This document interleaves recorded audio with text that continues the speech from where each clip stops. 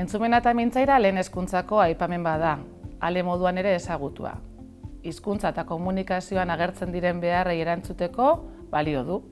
Adibidez, idatzizko hizkuntza nahasteak, ahozko hizkuntza nahasteak eta horrelakoak.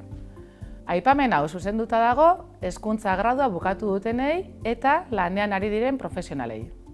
Entzumena eta mintzaira aipamena martxan jartza erabaki dugu, azterketa bat egin ostean ikusi dugulako beharrezkoak direla profesional hauek egotea eskoletan, ikasle guztien parte hartzeko aukerak bermatzeko. Espezializazioaren bereizgarri nagusiena adituen kolaborazioa izan da.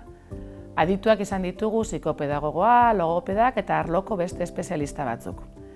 Beraiekin batera diseinatu dugu programa eta bestalde beraiek izango dira irakasle aurrez aurreko saioetan.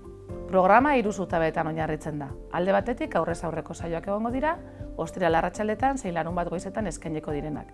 Eta irakasle moduan adituak arituko dira.